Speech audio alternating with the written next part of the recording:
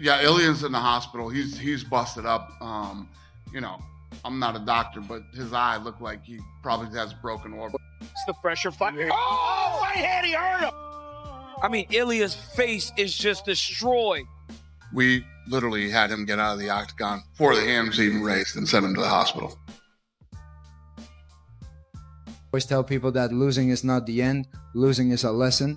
Tonight I learned a very hard lesson. More significantly was the eye damage. Both of his eyes were swollen shut. His nose was fucked up. He'd taken so many punches to the face, and it looked like perhaps orbital damage, like maybe he had a fractured orbital. Because his whole... I don't think Ilia Topuria ever comes back the same. His whole mindset, his whole like ego, know what I mean? Like his is like, I'm undefeated, no one can beat me. Having celebrations the night before the fight. Ilia Topuria walked into the most highly anticipated event in combat sports history as an absolute ghost. Untouchable, undefeated, a terrifying two-division champion who had just flatlined 3 legends in a row. He was so incredibly confident that he filmed a promotional video placing a crisp white rose on Justin Gaethje's casket. He threw a lavish victory party in Washington, D.C. the night before the fight even happened. He looked directly into the cameras and promised the world he would take Gaethje's lights out in the very first round. But 24 hours later, on the south lawn of the White House, in front of the entire watching world, the untouchable champion was broken. His face was unrecognizable. He was rushed out of the cage before the official decision was even announced, leaving a stunned crowd and a horrified UFC president behind. The medical report that surfaced days later exposed a chilling reality that no one in the arena noticed, proving this wasn't just an upset. It was a brutal dismantling that permanently altered the landscape of the sport. To understand the sheer magnitude of this collapse, you have to understand the stage it happened on. UFC Freedom 250 was not a normal fight night. It was an unprecedented spectacle hosted by President Donald Trump on his 80th birthday. The White House South Lawn was transformed into an arena.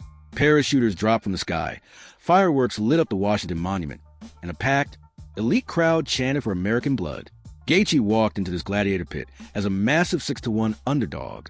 The media had completely written him off, dismissing the 37-year-old veteran as a sacrificial lamb meant to highlight Topuria's greatness. And Topuria bought into his own myth. He stood in front of his friends and family the night before and declared that victory was already theirs. He genuinely believed he was walking into an execution where he played the role of the executioner. But arrogance has a funny way of blinding a fighter, and what Topuria didn't realize was that he was walking directly into a trap. That was the greatest fight of all time. It literally was the greatest fight of all time. Because the guy that won it, Justin Gaethje, was in many books 6-1 favorite, 6-1 underdog rather, which is crazy odds for a guy that was a interim lightweight champion, fought the best of the best, one of the best to ever do it, BMF champion. I mean, just super durable, real dangerous guy, and that's how good Ilia Topuria is. That's how good Ilia Topuria is. Ilia Topuria, in many people's eyes, is the most skilled of the new generation, and the new generation is the most skilled of all time. And Ilia was like the top of the mountain. And most people thought that he was going to be too much, and he was too much for a while. And he almost took Justin out in the second round.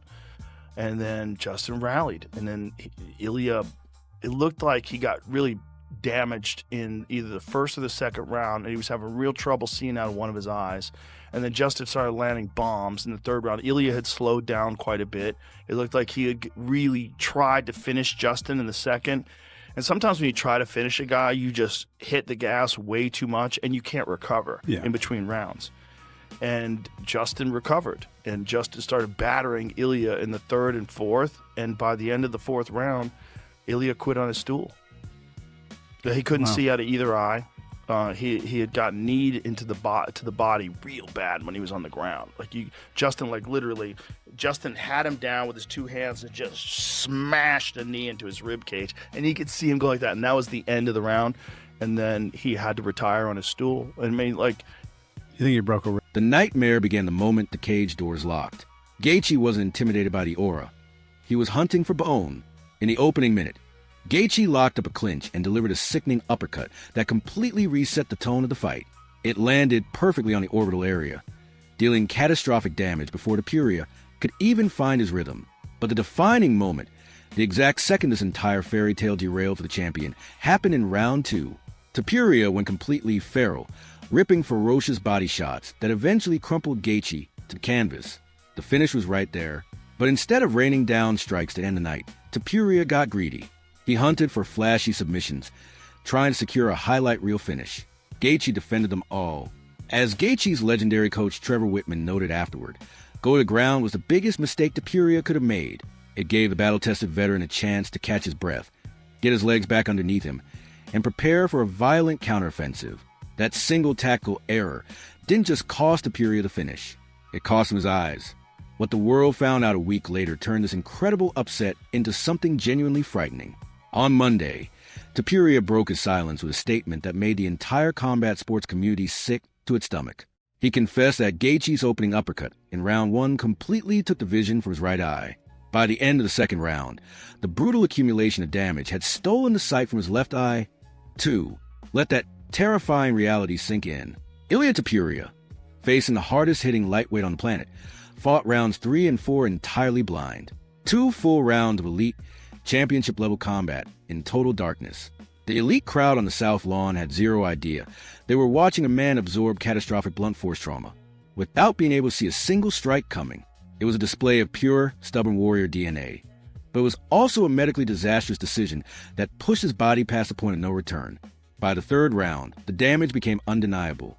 Gaethje, sensing his opponent was compromised, unleashed a devastating left-right combination that crumpled the champion. Topuria's face ballooned in real time. To the horror of millions watching live, a bone was visibly protruding from the right side of his face. Between the 4th and 5th rounds, as Topuria sat on the stool with mangled face and zero vision, the ringside doctor stepped in. Topuria begged to continue, his competitive instinct refusing to accept the reality of his own destruction. But his corner had seen enough. They called it off, saving the champion from himself. And while Gaethje celebrated an unthinkable victory, chaos erupted on the other side of cage. Dana White is a man who has witnessed thousands of violent encounters. He doesn't easily rattle. But in the aftermath of Freedom 250, the UFC president looked genuinely shaken. He bypassed all standard protocol, ordering medical staff to rush Topuria out of the octagon before Gaethje's hand was even raised. An ambulance immediately transported the battered champion to a D.C. hospital. White faced the press shortly after, his usual bravado replaced by deep concern. Unprompted, he told reporters he suspected a broken orbital, emphasizing that his only priority was making sure Topuria was healthy, completely dismissing any talk of a quick return. When a promoter of White's caliber tells a fighter to go home and forget about fighting, you know the situation behind the scenes is grim. The official medical report dropped days later, and the reality was far worse than the rumors. According to Spanish outlets, Topuria suffered non-displaced fractures in both orbital bones. Not one, both. The heavy blunt force trauma had literally cracked the foundations of his face. The only saving grace was that the bones remained aligned, meaning he narrowly escaped complex reconstructive surgery. Still, specialists handed down a brutal sentence. Topuria was ordered into a mandatory, months-long medical suspension, requiring strict rest and constant neurological imaging. The man who had planned to clear out 2 divisions and challenge for a third was officially banished from the octagon for the rest of 2026. The humbling was absolute, without a word. Topuria quietly logged onto Instagram and deleted the 18-0 from his biography. The perfect record was gone, erased by a veteran everyone told him he would destroy. Happened, but I think maybe more significantly was the eye damage. Both of his eyes were swollen shut. His nose was fucked up. He'd taken so many punches to the face, and it looked like perhaps orbital damage, like maybe he had a fractured orbital, because his whole thing had just swollen up on both sides. He was unrecognizable.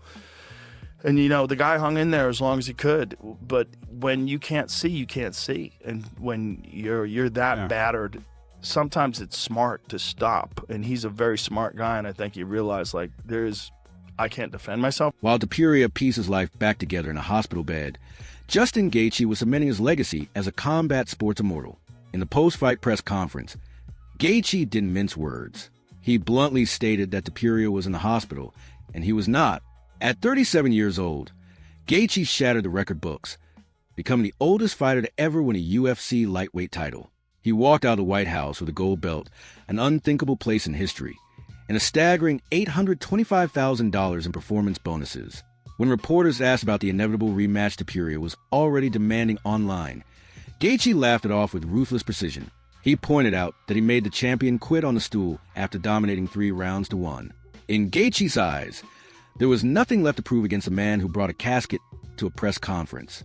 So what happens now in a division turned completely upside down?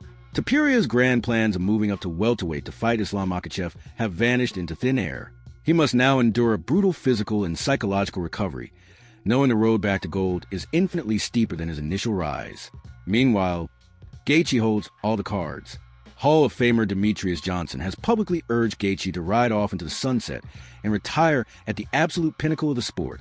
Yet, whispers of a massive money fight against Conor McGregor at UFC 329 are already echoing through the MMA world. The division is paralyzed, waiting to see if the ultimate underdog will cash in one last lottery ticket or walk away a king.